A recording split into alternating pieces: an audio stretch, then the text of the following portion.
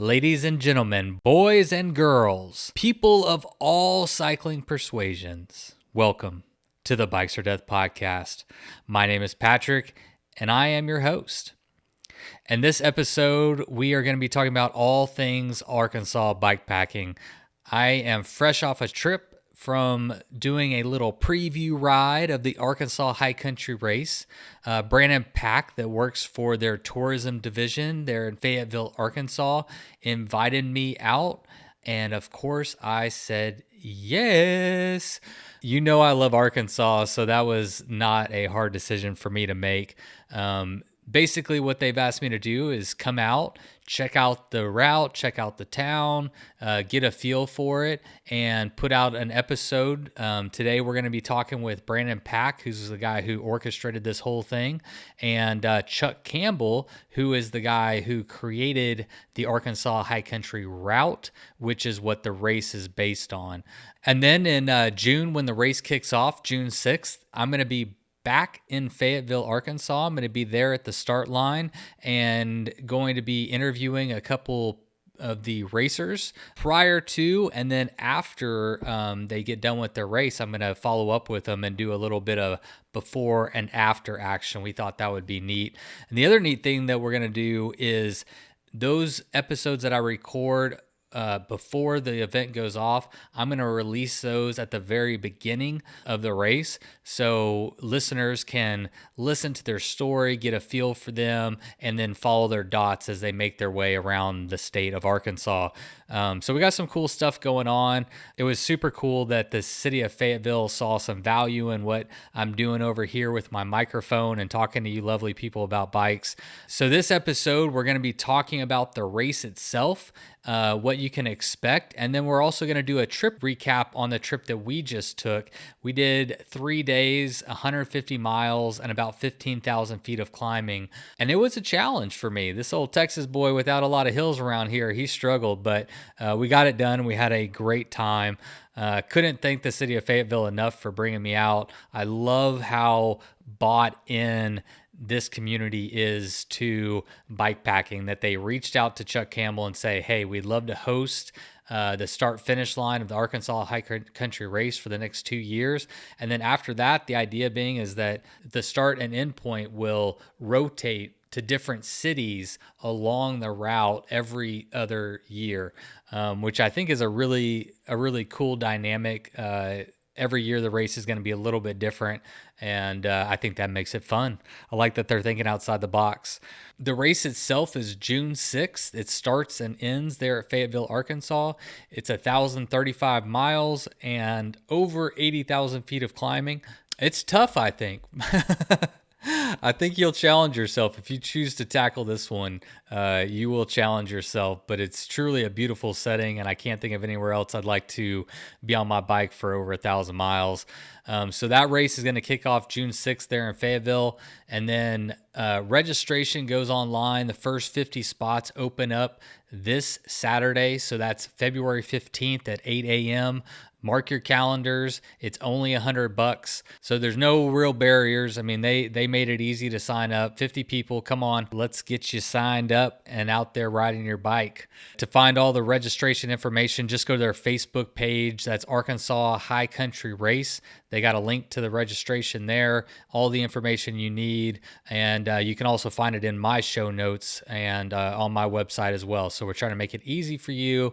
I know you're busy. I know you got a lot going on, so we're going to make it easy for you to find that information and be able to get to it first thing February 15th at 8 a.m.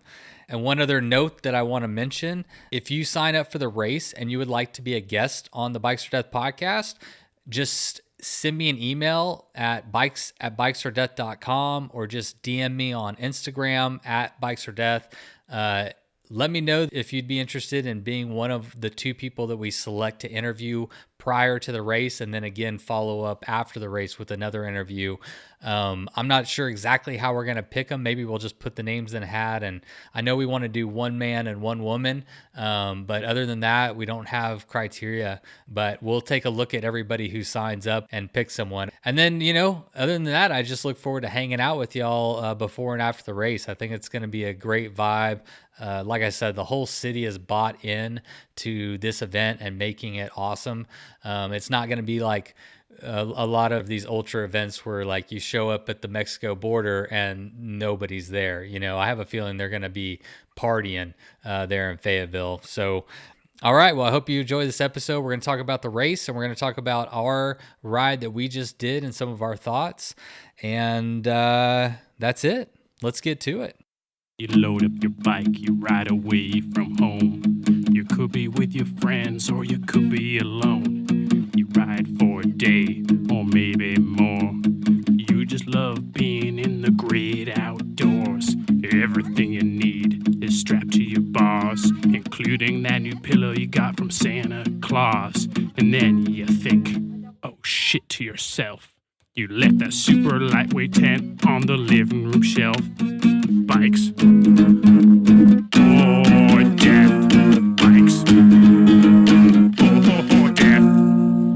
Podcast. All right, everybody. I am in Fayetteville, Arkansas right now in the Experience Fayetteville Visitor Center, sitting down with Brannon Pack and Chuck Campbell. If you've been listening along in the podcast, I hope you've already listened to the episode that I recorded with Chuck Campbell about the route that he designed called the Arkansaw High Country Route or Race, depending on, how you're going to tackle it. And Brannon, why don't you tell them who you are, what your role is here at Fayetteville, and why am I here? My name is Brannon Pack. I am the cycling coordinator with Experience Fayetteville. We are the Convention and Visitors Bureau for Fayetteville, Arkansas.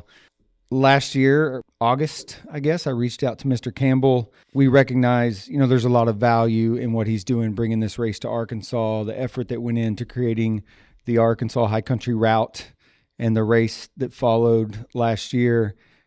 And we want to be a part of that. We want to help tell that story. Fayetteville is uniquely positioned on the route, and we have a lot to offer racers that look to participate. And we saw Fayetteville as a good jumping off point, or really the start and finish line for a couple years. And so I reached out to Chuck and said, hey, man, what do you think about dragging that start line up the hill to Fayetteville?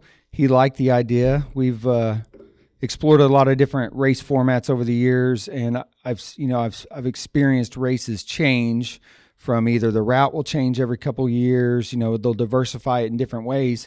And while the high country race route is always going to be what it is, it's a 1,030-mile epic journey around Arkansas, the opportunity to then move that start-finish line, we really thought would diversify the experience racers could have. So if you came to Arkansas, you're endurance or ultra-endurance cyclist, and you come and you compete at a high level, come back a couple years later, and it's going to change because the start and finish line is going to change. So in 2020 and 2021, we're excited to host the official start, finish line, parties, celebrations, everything to do with the high country race. I think that's really neat. I mean, the idea of moving it around the state, allowing other cities to host and to feature them a little bit, and then just changing up the route every year. Every year it's going to be a little bit different. Every 2 years. Every 2 years, excuse me, yeah. What was the reaction whenever you pitched this to your team here at Fayetteville, that like, let's reach out to Chuck and bring this thing to Fayetteville? Well, I think this aligns well. We, as the Experience Fayetteville, we tell stories, right? And we highlight, the authentic experiences that can be had in Fayetteville. And a lot of those are much larger than Fayetteville itself. And this race is one of those, right? It's the race route comes right through our community. And so the start and finish line is something to where, while we might be able to send them off in this, grand way, we're not going to see some of these folks for, 7, 10, 14 days, but that's okay because we want to be a part of that story and help build that story up. And so it made a lot of sense to us. I mean, what we did this weekend, I know we're going to talk about, but we just spent 3 days grinding out gravel in the Ozark Mountains, and we started and finished that experience from Fayetteville, Arkansas. And so there's bigger experiences to have. This is bigger than one community. We're just excited to be a part of this event. Very neat. So what was the reaction whenever you pitched me, bringing me in? Just to, put that on the table real quick, you reached out to me and said, hey, we'd love to have you be a part of helping to tell the story of the route and the race and Arkansas and all that. And everybody who listens to this podcast knows that I love Arkansas, so that was easy for me. But I think it's great. I mean, from my perspective, it's so cool that Fayetteville sees the value in bringing someone like me in to help tell the story and reach, my audience. So how did that go down? Well, I think us, like a lot of CVBs, are looking for different ways to tell stories, right? And what resonates with one specific audience may be different than another. And your podcast and the audience you have is exactly who we want to be telling this Arkansaw High Country Race story to. Yeah. And so it made a lot of sense to reach out to you. Going back to Chuck's original interview last year, 2 years ago. No, it was last year. Yeah. Episode 9, I think. In that interview. I don't have any idea. Okay. Chuck's like, you know who you need to talk to? You need to talk to Brannon Pack. And he wasn't the only one that said that to me. Quite a few people said that to me. We had plans to actually chat last year, and it fell through. So we've been chasing this relationship down for a while. Yeah. And excited to be in the role I'm in now and bringing you to town and giving you the experience that you had this weekend was something that we know is valuable. Really open your eyes to what these racers are going to experience and, empower you with that, with that knowledge and be able to help us tell the story. Yeah. It's just another piece of what makes Arkansas so cool for cyclists. Whether you're a mountain biker, roadie, gravel, bike packer, the state and the communities are really supporting it. And, it's amazing. It truly is amazing. So, thank you. Thank you very much for bringing me here. I was excited to get the call and excited to take you up on a preview ride of part of the Arkansaw High Country Race. We're going to let that marinate just a second because before we get into the actual details of our experience this weekend, I wanted Chuck to tell us what the route is. What can people expect? Tell us about the route. The quickest way to get an introduction to the route is to go to the Adventure Cycling Association webpage. And they have descriptions there to tell you about the route itself. It's their route, they published it for us. They created this thing. Mm-hmm. So go to their website and check it out. And you can download the app from them. It's very inexpensive. You can buy the maps and sit down. If you're like me, you're going to sit down with paper maps and look at it. So I think that's the best way to really get an introduction. And that app is very nice. Yeah. It is very detailed. Yeah. It's top notch. Yeah. So that's a place to start, to find out about the route if you've never heard about this. But, just a few of the facts. We're just over 1,000 miles for the perimeter, which is what we race. And that's 80,000 feet, more or less, well, a little more, 80,000 feet of climbing in that 1,000 miles. So it's pretty significant. Yeah. Let's pause right there and talk about the climbing. Yeah. Because I think, and also we're going into year number 2 of this race. Mm-hmm. Last year was number 1. So that was a good opportunity for you to see how people were actually going to tackle the race and what the times were going to be like and probably some dialogue after the race about their experience. So what specifically to the climbs and how hard the route was, what can people expect in reality? Well, Rebecca Rush was the first person to ride the whole thing, right? And her comment was, that was legit. Mm-hmm. And she was talking about the climbing.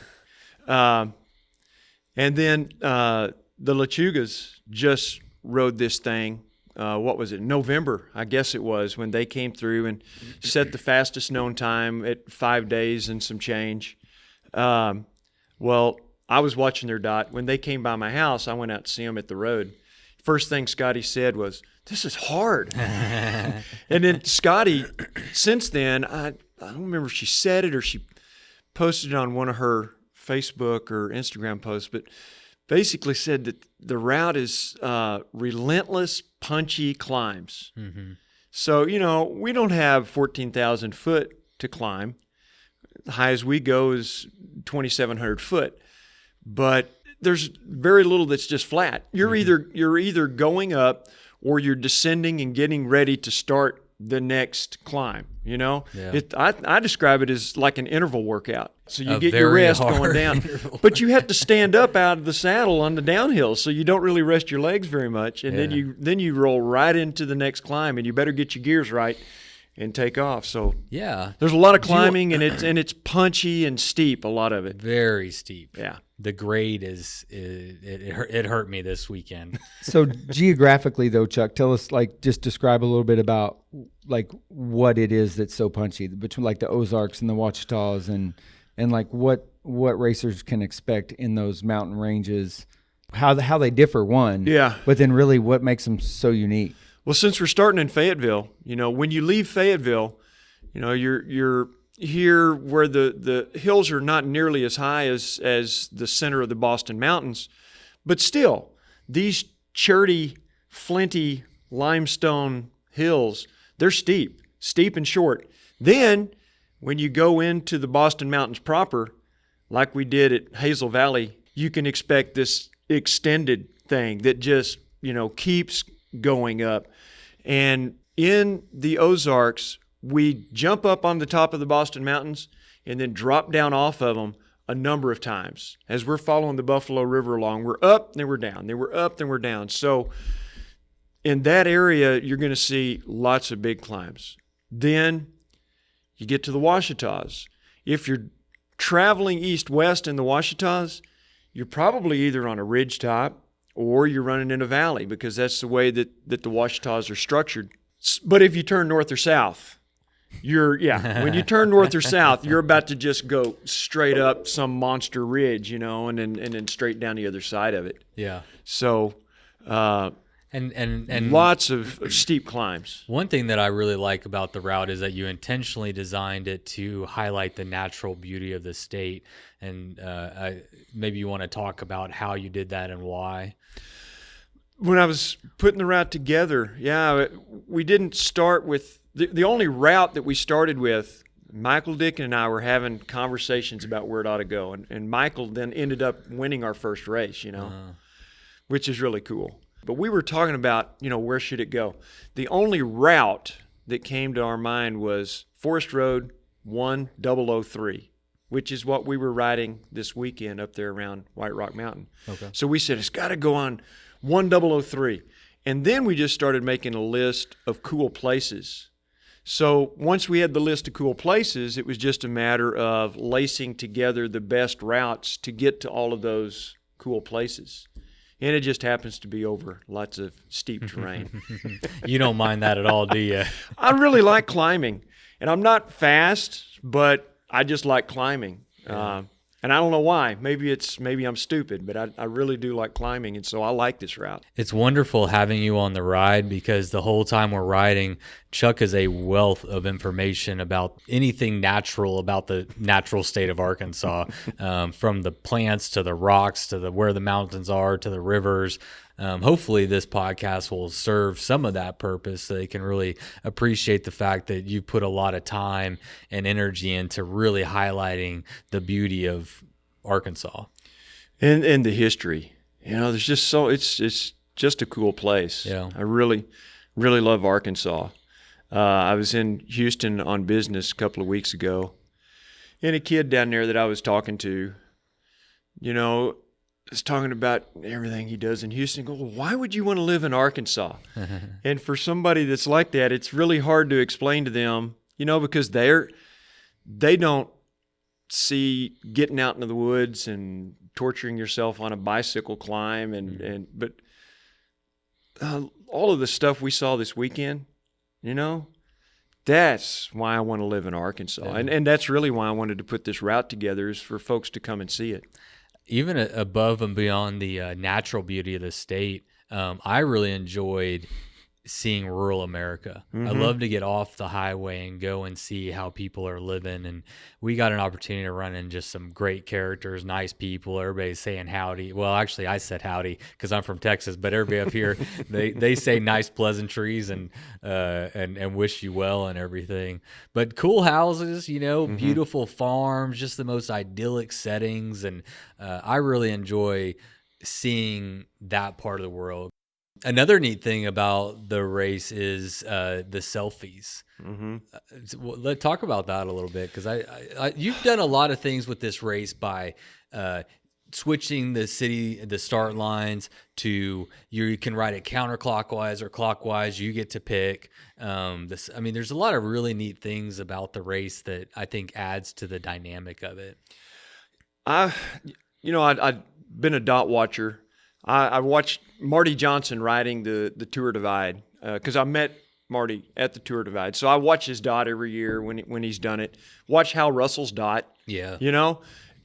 But Marty will post a picture just about every day on the Tour Divide. And so I look forward to going to Facebook to see what Marty's picture is going to be for the day. So it struck me, I thought, well, that would be really cool for our race to make mandatory selfies. And that would give people more understanding of what's going on with the racers, Yeah. It's more than just watching the dot then. You get to see their smiling or crying face in front of some place. So we came up with a list where it wouldn't be too burdensome, where somebody that's really racing hard wouldn't have to do more than one a day. The pace folks are riding now, some of them might have to do 2 a day. But a rider like me, I was doing 1 a day, and then I might skip a day, and then. But we thought it was really cool, and it worked out. It worked out beautifully. Folks were commenting like crazy on it, so that showed that it was getting a lot of traffic. Yeah, I think that's great. Yeah, lots of likes. Their family and friends are all commenting, and hey, keep going, and And those are so encouraging too. When you're out there, it's dark, and you're climbing something, you get a text that says, "Keep pushing, you're looking good." Social media has changed endurance racing, because endurance racing, a big part of it used to be, could you keep your head straight when you're out there completely by yourself? Yeah. And that's a lot smaller factor than it used to be, because folks can stay connected. Yeah. I would grab my phone when I was on a climb during the race last year. I would get my phone and turn it on, and that's when I'd call my wife, because I'd have service. Yeah. Where I was camping, I quite possibly wouldn't have service. So on a long climb, I would talk to her while I was climbing up. You couldn't have done that 10, 15 years ago. So it's really changed the face of endurance racing. Well, that actually dovetails pretty well into another segment of what I'm going to be doing with Fayetteville this year to highlight the race. I'm going to be coming back before the race and interviewing a couple of the participants. Brannon, do you know who they are yet? No, I think we'll see who signs up. Well, that's a good point. We need to see who signs up first. Well, why don't you tell us when registration is? So let's talk about. That's probably important. Registration for the 2020 Arkansaw High Country Race will open up February 15th, 2020. That's a Saturday. Chuck was nice enough. He reached out to me. He goes, "You know what? I just somehow let it slip that February 15th happens to be my birthday." And so Chuck's like, "You know what? We'll open up registration on your birthday." And come to find out, it's also Mr. Campbell's birthday as well. So we share birthdays. But the reality is, yes, we are birthday buddies. But February 15th, 2020. How many spots? All the details. Initially, we're opening up 50 spots. So the first 50 participants, it's $100. In addition to that, you'll have to make sure that you have a compatible spot tracker device. With track leaders. Yeah. You can rent those if you own your own. Most of those sync up, but that's kind of the gist. Low cost, $100. All proceeds go to a nonprofit in the Arkansas River Valley, and so the small commitment to a race, a race this size. Even that small commitment by the participants is just going to do more here in the state. I think Dirty that's Kansas cool. charges you $1 a mile, right. So we're cheap. We're 10 cents a mile. That's a good way to look at it. I like that.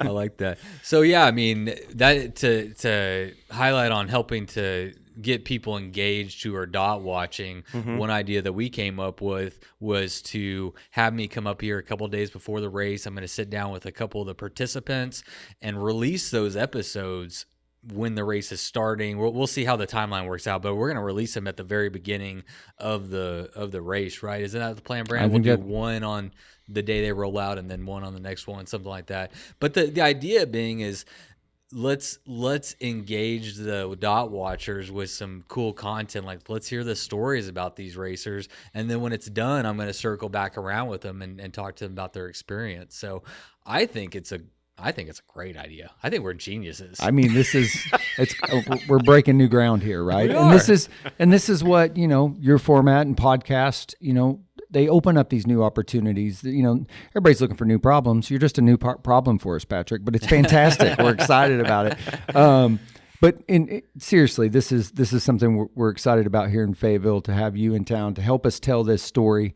The fact that it starts and finishes here in Fayetteville, Arkansas, we're excited about, but it's such a bigger story to tell, and your platform, we know, is going to be a good, going to reach the audience we're looking for. So and we're gonna sell that thing out day one. 2 hours? 2 hours. What are we? Is that 2 what we're hours? calling? Yeah. That's what we're. Well, and that's June 6th there's some strategy behind that. With that immediately follows. Speaking of Dirty Kansas, that the race is the weekend after, and so we know we've already seen some of like the DKXL, those participants that are chasing down that really ultra endurance gravel race, that 350 mile or whatever it ends up being this year.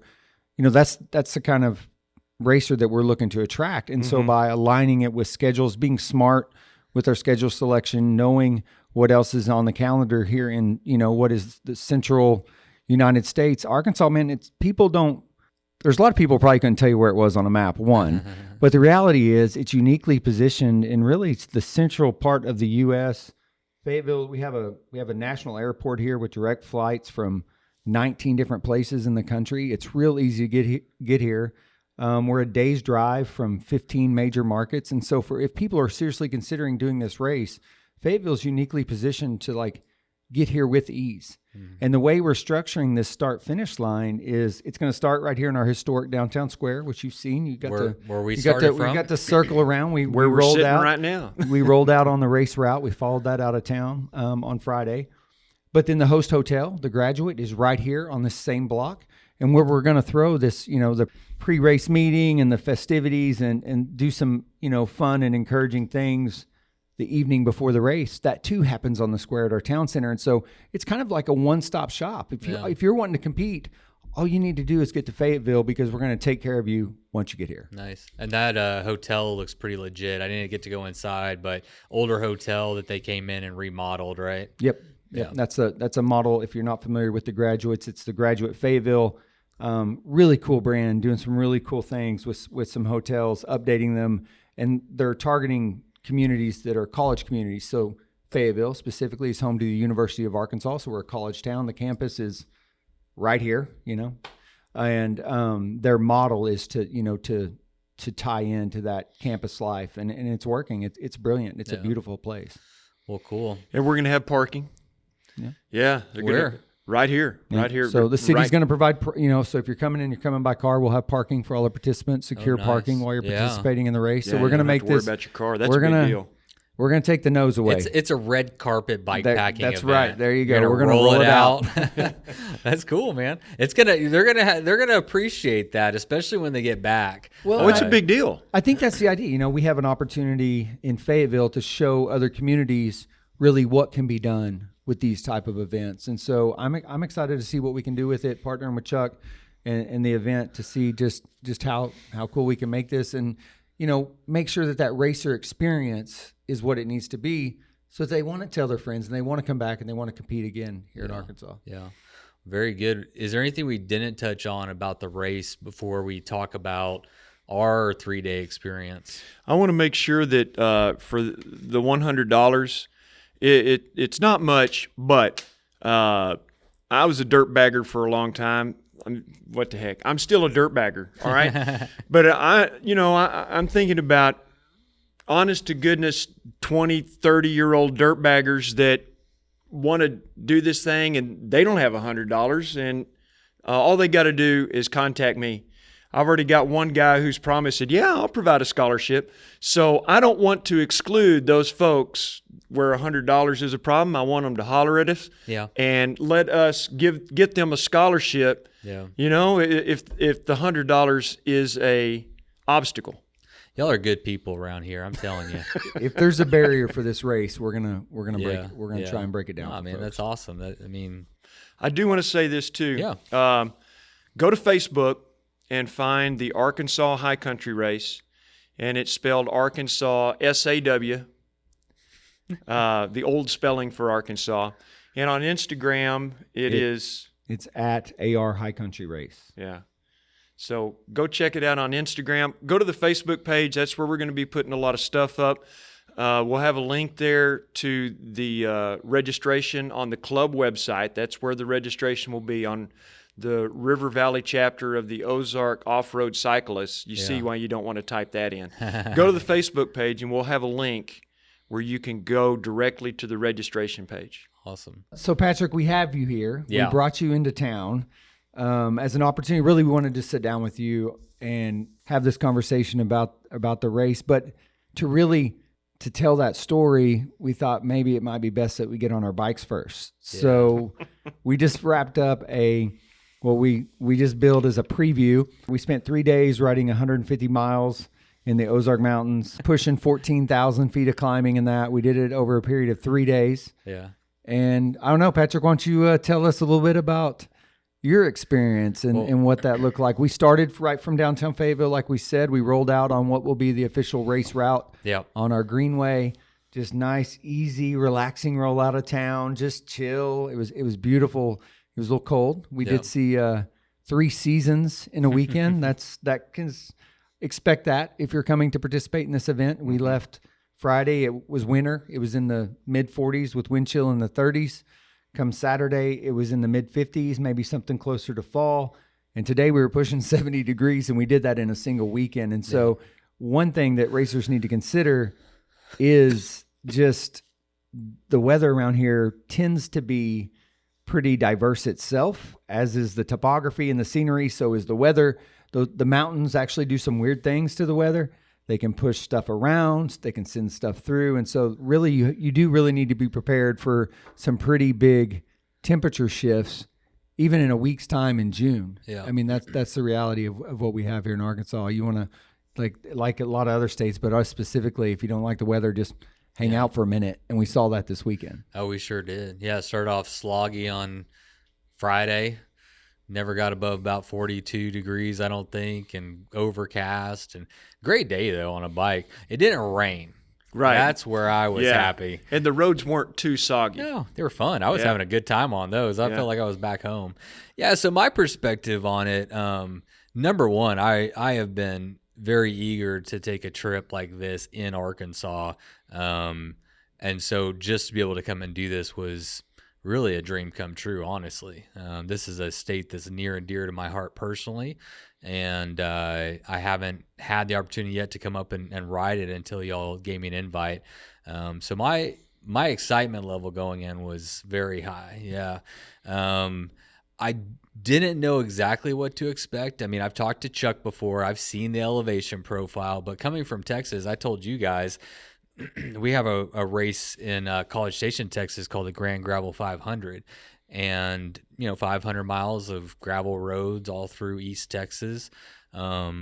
That whole 500 miles is about 13 or 14,000 feet of climbing. And we did that in 150 miles in the last 3 days. So I don't really have a baseline to compare it to, right? I mean, these short, punchy, huge gradients.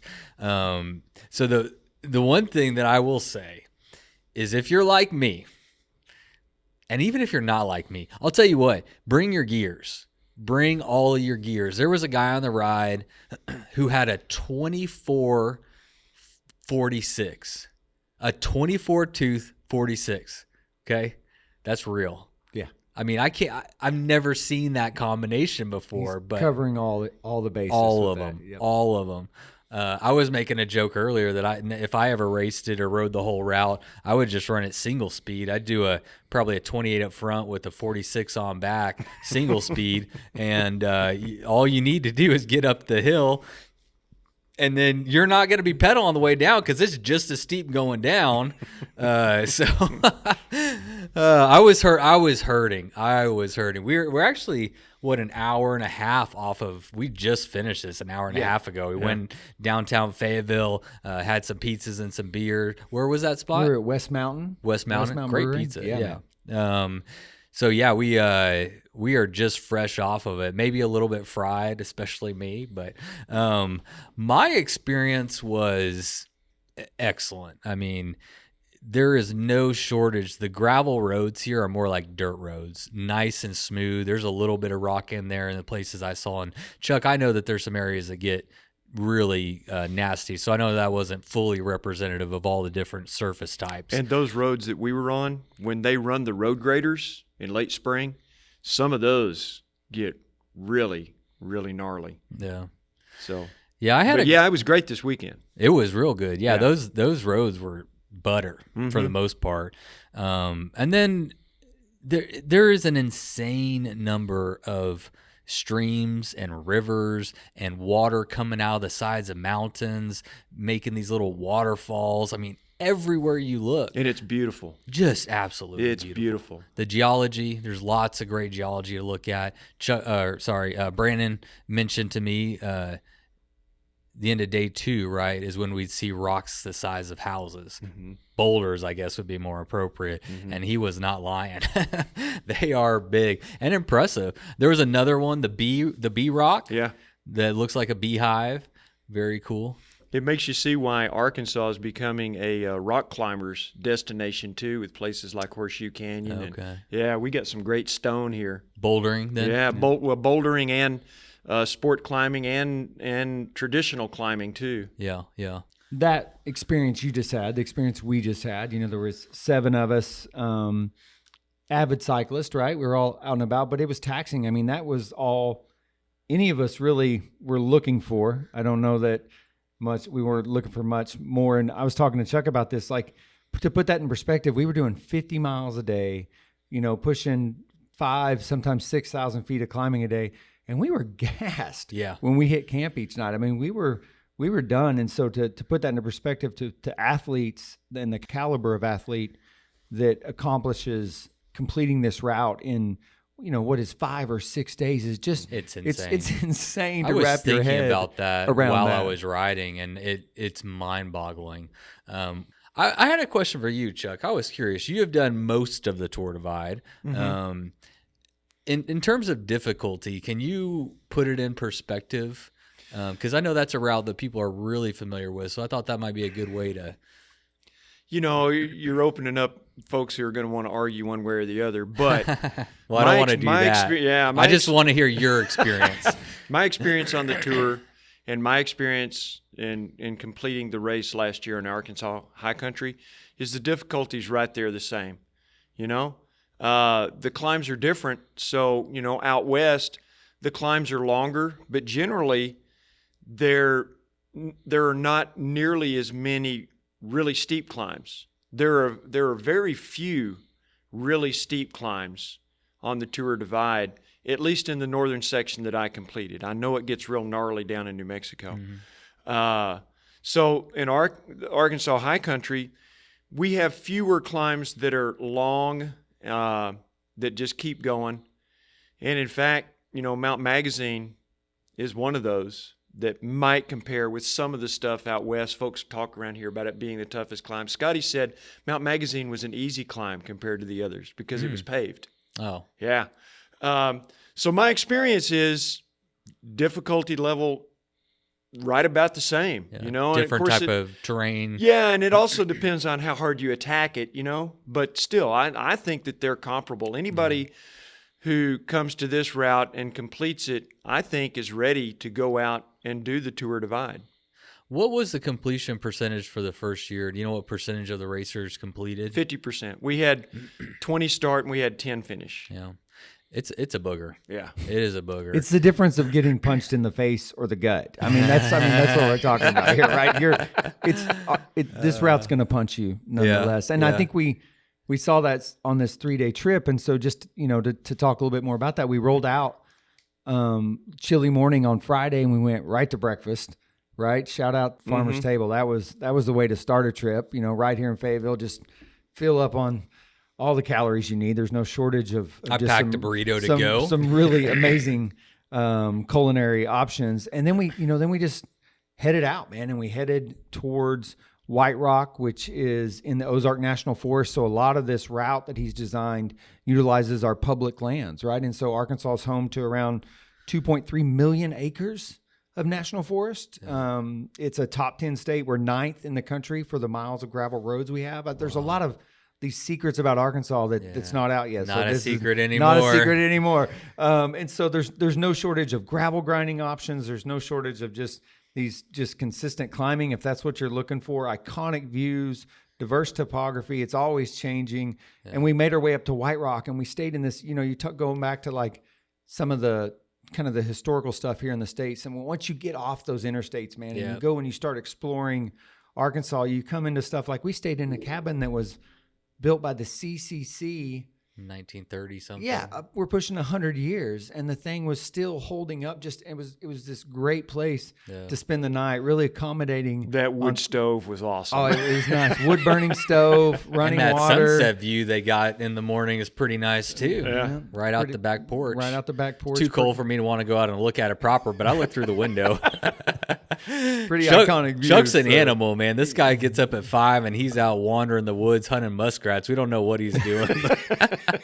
And then that next morning, we catch that sunrise, and then we get to drop off of that elevation. We started day 2 at around 2,300 feet, somewhere like that. And we spent the day just dipping back down to somewhere around 1,000, and then right back up, and then right back down to just ups and downs as we found just numerous creeks and rivers to spend the day crossing. Yeah. And then we roll into Oark, and this was something where Oark, Arkansas is home to the oldest continuously operated store of any kind at 130 years now, 1890s. Yeah. And rolled into there, just welcomed open arms by the owner. We sat down at a table and had some amazing food. As we're leaving, the owner's out there he's just excited. Yeah. Speaking of that, I was curious, on the route, what kind of supplies are there? I mean, in general, whoever wants to, what can people expect in terms of folks who are going to come for the race? Well, and even if you're just going to come and ride the thing, you're going to want the app, to find where all the services are. But you're going to find some extended mileage where there's zero service. Down in the Ouachitas, for example, and a stretch down from Queen Wilhelmina State Park up to Mount Magazine State Park. The stretch between services just got longer because one of the stores closed, so you really have to do your homework, whether you're coming to just ride this recreationally or like Tracy Wilkins did, or if you're going to come down and race this thing, you got to do your homework. You better have yourself a cue sheet and know how many miles it is to the next services, and you better be thinking in your head, how long is it going to take me to get there? How much? How many supplies? Yeah, how big of a pile of supplies do I need to be able to get to that next grocery store? What water accessibility on the route? There's tons of streams and stuff. Filter your water. What do you recommend there? Well, on the adventure cycling page, they have created a PDF sheet that you could download to your phone or you could print it off, and it has the locations of strange water sources, could we say, like at the backs of churches. Okay. Or in some of the stretches that get really dry, like Poto Mountain area, we tagged some of the streams that are good flowing streams where you could expect that you're going to find water that you can filter. Yeah. And so those are all on one document on the Adventure Cycling Amazing. webpage where That you is can so just cool. download them. Yeah. Yeah. But to talk about services in Arkansas, Yeah, that's right? right, yeah. So while there is a couple spots on the race route where tends to be a vast expanse and you better be prepared. Yeah. It's when you do find service. Oh, yeah. That's so amazing, because although this race is self-supported, racers are going to feel so welcome. If you're rolling through from Northwest Arkansas to Whit Springs to the Little Rock area to Hot Springs, I mean, it doesn't matter where you are. You're going to find this welcoming community the bike shops. that's excited to be there and support you. And so we've seen that time and time again. We saw this on the trip we just took.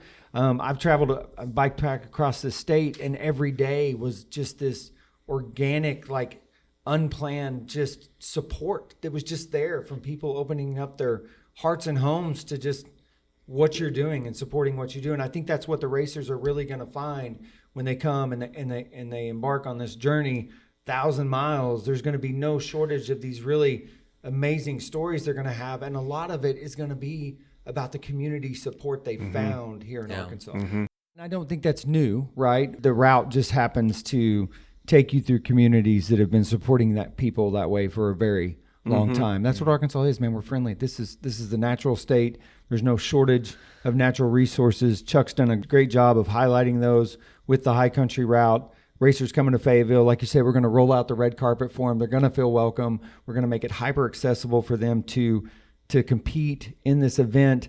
I can't help them train. They're going to need to do that on their own. We've kind of talked about what to train for. But then when they leave Fayetteville and they start this 1,000-mile adventure, they're going to continue to find that support all along the way. And I think, again, like you said, this is something that they've been building a culture out west for a long time. The culture's already here. We just had to create a race route to take people to it. Yeah. Here. Well, it was a beautiful experience to ride with you guys. I loved the opportunity to be here, to feel your passion, and to get a true taste and experience of what these racers are going to be going through, so that when I'm watching those dots, I can be like, yep, I know, I feel your pain. Oh, I remember that. I am one tired puppy, but I'm about as happy as I can be. I live for this stuff, and I struggled today. Today, about halfway through, I started to struggle, but that's okay. I got stronger too, and learned a few things, and I'll be back again to tackle it. Hopefully very soon. It really is neat. It's a special place. It was awesome to get to experience it and then get a feel for Fayetteville and what the racers can experience whenever they come and stay here. For people listening, downtown Fayetteville is cool. U of A is here. University of Arkansas is here. So just a great mix of cool businesses, people sitting out, people waving at you. I saw other cyclists. It's what you want to see. If you're a cyclist, you want to come and you want to see people being friendly to you, and you want to see other people on bikes. And so it was really a great experience. Well, it's a bike friendly community, right? So we've designated as a silver with the League of American Cyclists or League of American Bicycles, and the community itself. While that designation is great, it shows in our ridership. 1 in 3 Fayetteville citizens rode a bicycle last year. We ride at a rate per capita higher than larger, what are considered to be pretty popular cycling destinations like San Francisco and others that you think are these big hubs of ridership. Per capita, we're riding more than they are. And that's not a shot across the bow or anything. No. It's the reality is this is, like you said, I think you said it, we're bought in, right? We recognize the value and the quality of life that something as simple as a bicycle can create from our community. We have this 40-mile spine-like trail we call the Razorback Regional Greenway. The race actually starts on that. And it links 7 of our sister cities all throughout Northwest Arkansas. Yeah. And then we've created all these paved trails off of that. So if you show up on a bicycle, for example, Fayetteville, we have 25 hotels, motels, and inns. On average, they're all within a half mile of a paved trail network that will take you to the mountain bike trailheads. They'll take you, outside to the edges of the city limits so that you can start that gravel road adventure. Mile 0 of this Greenway experience is in Fayetteville, Arkansas. So, kind of those Greenway experiences start right here in Fayetteville. And we see it alone it's a tourism draw itself just having that protected bike network, this paved off-road, off-street paved trail system that weaves throughout Northwest Arkansas. People come just to spend days to ride that. Yep. I mean, you can stay in our hotels on average. Like I said, it's just typically right down the block, and you can just go pick up the trail and go anywhere you want. You want to eat good food, culinary experiences, check. You want to drink good beer, we got tons. You want to go to the art gallery? Yeah, you want to go to the art gallery. Yeah. You want to go to Crystal Bridges. You want to go see a play. I mean, it's all accessible via these bike paths. Well, I can echo what you're saying because there's so many people on bikes. I mean, it's not like you have the whole thing to yourself. Like we said, like 1 in 3. Chances everybody's are on a bike. Everybody's on a bicycle. It's great. Yeah. It's great. You see the old people on e-bikes. God, I love them. Yep. Bring it on. Get your e-bike. Go up the hill. Go to the restaurant. Whatever you want to do. I love seeing everything from dads and kids out riding bikes in their backyard on the Blowing Springs Loop or on the trailway, and then you see the old people that are out here doing. I mean, everybody is out here riding a bike, and it really is wonderful. I got a plug for the Razorback Greenway and for the the local tourism, because my wife is like the opposite of me when it comes to doing epic stuff. Epic to her is if the bathroom is more than about 6 steps from the bed, But we came up and we rode from South Fayetteville. We parked down here at South Fayetteville, and we rode up in 2 days. We rode up to the Bentonville Square and stopped and ate, every mealtime. We stayed in a hotel halfway along the way. We visited the bike shops. You went bikepacking on the Razorback. We went bikepacking. A little short bike tour. My wife and I went bikepacking on the Razorback Greenway, and she had a blast, and I loved being with her when she was having a blast. Yeah. So that's what it's about. Yeah. I picture myself here with my kids, my whole family riding down to go grab dinner or whatever, I mean, it's a very idyllic setting for that. Well, guys, excellent experience. Thank you all so much for bringing me out here. I can't wait to come back in June and help kick off the race on June 6th. Remind everybody, if they want to follow along, find information. Go to the Facebook page. Find Arkansaw High Country Race, and it's spelled with a W, Arkansaw with a W. Find the Facebook page and go there, and you're going to find everything that you need to. It will link you to the other stuff. February 15th, remember that date, because that's when we're going to open up the registration for 50 people, Yep. Got to get up that Saturday morning and be at your computer. We'll announce the exact hour that it's going to open so folks can jump on there and get registered. And by the time this episode comes out, I'll be able to pitch that information. Yep, you can tell them. You can tell folks exactly what hour that it's going to open, and then set your watches, people. And that week before the race is looking bigger and bigger. We've got some things that are brewing we're cooking some stuff up. Yeah, I know y'all are. Y'all aren't done. No, we're not done. We're no, cooking some stuff it's going to be cool that week before. So. Perfect. June 6th. Come in early, maybe hang out, that's check the things idea, out. man. Yeah. Check it out. Come in a little early. Get your bike tuned up. There's no shortage of bike shops. There's no shortage of pre-rides to do to get warmed up ahead of the race. Maybe test out some of those hills. Test out some of those hills. Make sure your gearing is right before you get going. I wish I did that, man. I always ask y'all, where's the bike store? I can change out my gearing real quick. And to that note, we would love for listeners to follow along at Fayetteville AR on Instagram or Facebook. A great channel. Cycling you talked about people riding bikes all throughout Northwest Arkansas and in Fayetteville. It's one of just really what are our core pillars. I mean, we talk about cycling like we do where to eat or where to sleep or what kind, the art. It's just who we are. We're a cycling community. And so just following along that, you'll see a lot of information come out about the race. We'll make sure and share a lot of that. We have a lot of original content that we put out that I think would resonate a lot with your listeners. So give that a follow as well. Cool. I think between the two, we'll keep everything up to date. Again, February 15th, registration goes live. That's my birthday. Also happens to be Chuck's. Things get rowdy on Friday night, June 5th, ahead of a grand depart on Saturday morning, June 6th. Yeah, so give you guys a good birthday present. Let's sell the thing out. Yep. First day on First your day, birthday. 2 That's hours. right. 2 hours would be fine. All right, guys, good stuff. I think we've all earned a nap. What do you think? Yeah, absolutely. I think it might be time to shut it down. Yeah. Good stuff, guys. Well, I'm looking forward to coming back. Thanks again, and I will see y'all soon. All right. Thank you.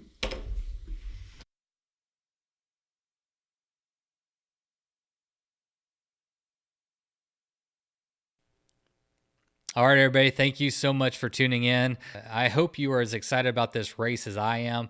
I am truly looking forward to going out there, hanging out with all y'all beautiful people, and sending you off proper.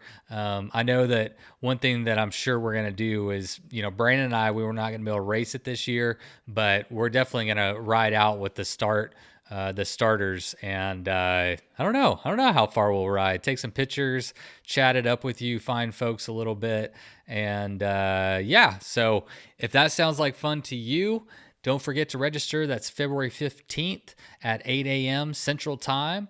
And for all the details, just go to their Facebook page, Arkansaw High Country Race, and that's all you need to know. Or find it in my show notes, because I'm going to make it easy, because I love you. All right, and I hope to see y'all there. It's going to be a great event. Thanks again to the city of Fayetteville for bringing me out. I had an absolute blast.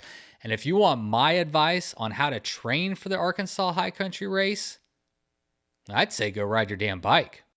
You load up your bike, you ride away from home. You could be with your friends or you could be alone. You ride for a day or maybe more. You just love being in the great outdoors. Everything you need is strapped to your bars, including that new pillow you got from Santa Claus. And then you think, oh shit, to yourself. You left that super lightweight tent on the living room shelf. Bikes